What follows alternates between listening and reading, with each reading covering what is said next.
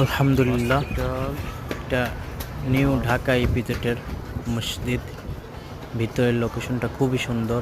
আসলে মানবিকভাবে মানুষের উপর যে নির্যাতন চলে অন্যান্য ফ্যাক্টরিতে, পরিবেশটা একেবারে খারাপ থাকে। বাইরে বের হওয়ার পরে আরও খারাপ লাগে।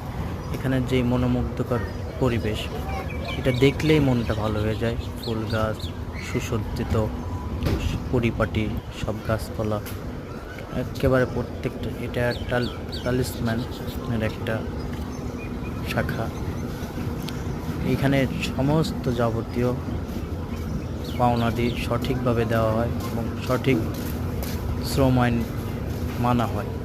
কিন্তু অন্যান্য অফিসগুলোতে একেবারে মানবিকভাবে মানুষের তো অনেক নির্যাতন করে, যেটা বলার মতো না। এটাতে ওরকম কোনো কিছু নেই। আপনার যাবতীয় পাওনা আপনাকে বের করে দিলে আপনার প্রাপ্য